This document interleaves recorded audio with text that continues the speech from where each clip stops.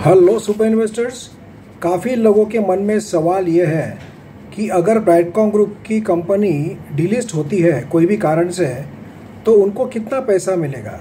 काफ़ी लोगों के मुझे मैसेज आ रहे हैं और वो बोल रहे हैं कि इस पर एक वीडियो बनाई है कि Brightcom group for example by chance delist हो जाता है तो हमारा पैसा पूरा डूब जाएगा क्या, हमें कुछ भी नहीं मिलेगा क्या। तो उसके बारे में वीडियो बना रहा हूँ कि अगर ब्राइटकॉम ग्रुप डिलिस्ट हो जाता है स्टॉक एक्सचेंज से तो आपको कितने पैसे मिलने की संभावना है अगर डिलिस्ट हो जाती है। तो ये बताने के पहले आपको बता दूं, अगर आपको कल के लिए चाहिए होगा जैकपॉट शेयर जो कि 1 डे से 10 डेज में आपको 10% का प्रॉफिट दे दे तो मुझे व्हाट्सएप करके पूछ सकते हो 9545850000 इस नंबर पर। फ्रेंड्स, काफ़ी लोगों के मन में पैनिक है कि ब्राइटकॉम ग्रुप पे कोई बड़ी कार्रवाई हुई, कोई कारण से डिलिस्ट हो गई कंपनी, तो हमें कितना पैसा मिलेगा। मैं सबसे पहले आपको रूल बता देता हूँ कि समझो कोई भी कारण से, कोई एक्शन से, कोई गवर्नमेंट एंटिटी के एक्शन से, अथॉरिटीज़ के एक्शन से कोई कंपनी डिलिस्ट करनी पड़ती है तो उसके बाद में सबसे पहले नंबर लगता है सिक्योर्ड क्रेडिटर्स का। मतलब पैसा सबसे पहले किसको देती है अथॉरिटी, मतलब कोई ना कोई एडमिनिस्ट्रेटर बैठता है गवर्नमेंट का और वो सॉर्ट आउट करते हैं कि भाई ये कंपनी के जो है पैसे किस किस को देना है, शेयर होल्डर को कब देना है। तो आपको बता रहा हूँ, सबसे पहले नंबर लगता है, सबसे पहले देते हैं सिक्योर्ड क्रेडिटर्स को।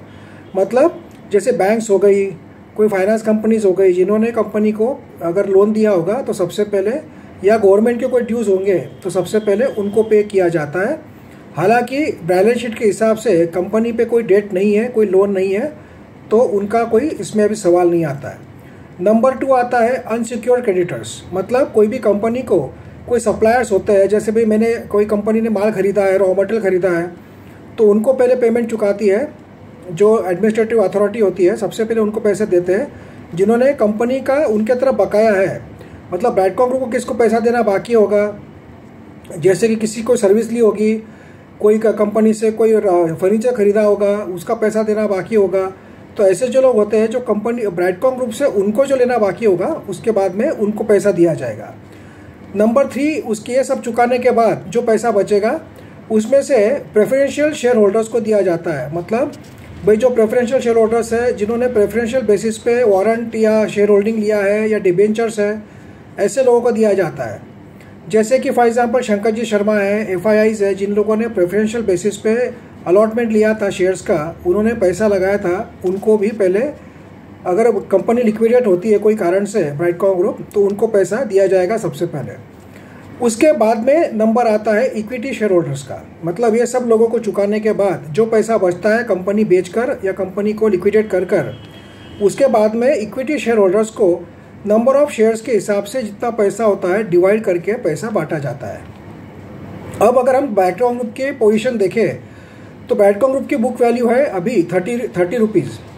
बुक वैल्यू जो 30 रुपीज़ है, मतलब ऐसा लगता है कि ये सब सही होगा बैलेंस शीट में, तो 30 रुपीज़ मतलब पर शेयर में चुका। समझो हम सोचते हैं कि कोई 2 लोगों को देना लेना होगा भी, कोई इनडायरेक्टली लोन के अलावा वो चुका भी दिया तो समझो 5 रुपये 10 रुपये उनको भी गए, तो भी 20 रुपये पर शेयर के हिसाब से हर एक शेयर होल्डर को पैसा मिल सकता है। अगर कंपनी कोई कारण से बंद होती है, डिलिस्ट हो जाती है, तो एडमिनिस्ट्रेटर बैठता है। तो अभी जो बैलेंस शीट के फिगर्स है वो हिसाब से मैं बता रहा हूँ, एक्चुअल हमें पता नहीं है अंदर क्या चल रहा है। अब कंपनी के अगर हम लोग सोचे बाकी बात, तो अदर लाइबिलिटीज़ में कंपनी दिखाती है बैलेंस शीट पे 850 करोड़ और फिक्स असेट्स है कंपनी के पास में 900 करोड़ के। एज पर जो दिख रहा है स्क्रीनर पे या कोई बाकी वेबसाइट पर, फिक्स असेट है 900 करोड़ के। तो अदर लाइबिलिटीज़ 850 करोड़ है, उसके सामने फिक्स असेट है 900 करोड़ के, तो ये तो चुक जाएगा। उसके अलावा फिक्स असेट जाने के बाद कंपनी के बैलेंस शीट में दिख रहा है अदर असेट्स 5400 करोड़ के। अभी अदर असेट्स में क्या चीज़ें हैं वो हमें पता नहीं है। ये जैसे कि ये सॉफ्टवेयर कंपनी है, इनके पास में कोई राइट्स होते हैं, कोई इनके जो लाइसेंसेस होते हैं, उसका रेट लगाया जाता है। वो कंपनी कोई लेगी तो बेचकर कंपनी जो है हमें पैसा मिल सकता है।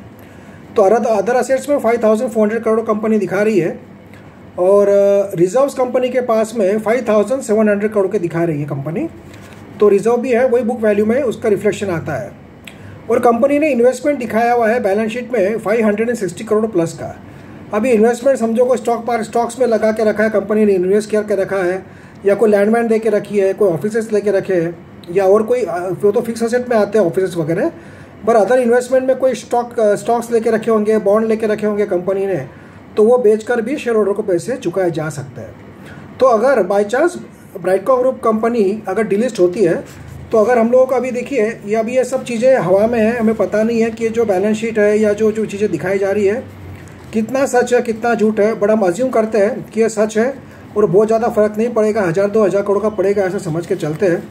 तो अगर कंपनी डिलिस्ट होती है या इसको बंद किया जाता है, तो हो सकता है 20 से 25 रुपीज़ पर शेयर के हिसाब से शेयर होल्डर्स को पैसे मिल सकते हैं। अगर 20 रुपीज़ के हिसाब से भी मिला तो आज का रेट है 15 रुपीज़ के आसपास, तो वो हिसाब से उससे ज़्यादा ही पैसे शेयर होल्डर्स को मिल सकते हैं। ये प्रोसीजर मैंने बताई है। अब कंपनी डिलिस्ट होने के कितने चांसेस है कि नहीं है, वो अगले वीडियो में बताऊंगा, वो भी आप जाकर ज़रूर देखना। और जिन लोगों ने ब्राइटकॉम ग्रुप के ऑफिस का वीडियो देखा नहीं होगा, जो कि मैंने अपलोड किया था, तो आप जाकर देख सकते हैं। कल ही आज रात को ही बनाया था मैंने, कल रात को ही पोस्ट किया था। जिन लोगों को ब्राइटकॉम ग्रुप का ऑफिस देखना है वो वीडियो में जाकर आप देख सकते हो।